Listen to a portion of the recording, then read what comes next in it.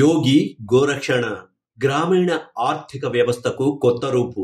ఉత్తరప్రదేశ్లో యోగి ఆదిత్యనాథ్ నాయకత్వంలో బీజేపీ ప్రభుత్వం ఏర్పడిన తర్వాత కొన్ని అద్భుతాలను సృష్టించింది. భారతీయ సంప్రదాయ జీవనంలో మనం మరిచిన కొన్ని అంశాలను గుర్తు చేసి గ్రామీణ వ్యవస్థకు, ఆర్థిక వ్యవస్థకు కొత్త దిశను చూపించడం అందులో ఒకటి. గోవు హిందువులకు పవిత్ర జీవి, జాతీయ జంతువు. అంతేకాదు, అదొక గొప్ప ఆర్థిక వనరు. ఈ రెండింటిని ఉపయోగించుకొని పల్లె జీవితానికి కొత్త వెలుగును తెచ్చుకుంది ఆ రాష్ట్రం. దేశంలోని పశు సంపదలో 16% ఆ రాష్ట్రంలోనే ఉంది. ఈ సంపదను పరిరక్షించుకుంటూ మరింత వృద్ధి చేసుకుంటున్న రాష్ట్రం కూడా అదే. యోగి ప్రభుత్వం పశు సంపద రక్షణ చేస్తూ ఆ పథకాల ద్వారా గ్రామీణ ఆర్థిక వ్యవస్థ పునరుత్తేజానికి బాటలు వేసుకుంటున్నది. కేవలం గోమూత్రం, గోమయంతో వివిధ ఉత్పత్తులు చేయిస్తూ దాని ద్వారా యువతకు, మహిళలకు గణనీయమైన స్థాయిలో జీవనోపాధికి మార్గాలు చూపుతుంది. 5-6 సంవత్సరాల క్రితం వరకు ఆవుల పరిస్థితి దయనీయంగా ఉండేది. ఎవరికి చెందని ఆవులకు రక్షణ ఉండేది కాదు. వాటి రక్షణకు ఎలాంటి పథకాలు లేక ఎక్కువ కసాయి కేంద్రాలకు పోతూ ఉండేవి.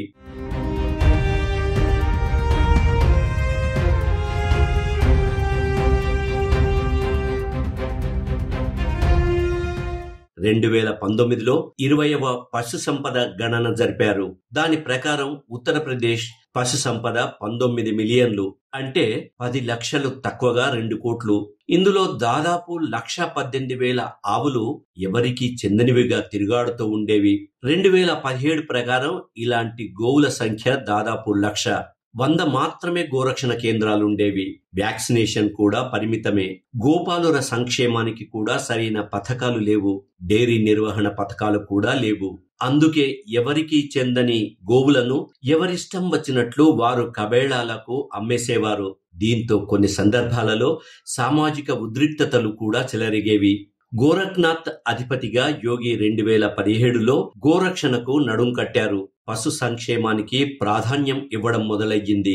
జనవరి 2, 2019న ఎవ్వరికీ చెందని ఆవుల సంక్షేమం కోసం ప్రభుత్వం ఒక పథకం ప్రవేశపెట్టింది.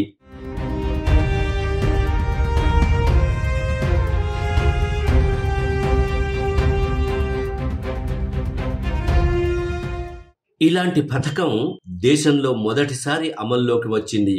అది యోగి ప్రభుత్వం ఘనత. ఫలితంగా ఈ రోజు రాష్ట్రంలో 7,717 గోరక్షణ కేంద్రాలున్నాయి. వీటిలో 1,25,000 ఆవులున్నాయి. వీటి కోసం రోజుకు ₹7.5 కోట్లు వెచ్చిస్తుంది. అంటే ఒక ఆవుకు ₹50 వంతున చొప్పున కేటాయించింది ఆ రాష్ట్ర ప్రభుత్వం. గోరక్షణ కేంద్రాల మౌలిక వ్యవస్థ విస్తరణకు మరొక ₹1.6 కోట్ల ఖర్చు చేస్తుంది. ఉత్తరప్రదేశ్లో రోజుకు 5,500 టన్నుల గోమయం ఉత్పత్తి అవుతుంది. దీనినే కంపోస్ట్ ఎరువుగా, మొక్కలకు కుండీలుగా, అగరబత్తీలుగా, పిడకలుగా, సహజ క్రిమి సంహారకంగా రూపొందిస్తున్నారు. వీటి తయారీ ప్రధానంగా మహిళలే ఉండి సెల్ఫ్ హెల్ప్ బృందాలు నిర్వహిస్తున్నాయి. ఇప్పుడు యూపీ పథకం దేశానికే కాకుండా ప్రపంచానికి మార్గదర్శకంగా నిలిచిందనడంలో ఎలాంటి అతిశయోక్తి లేదు.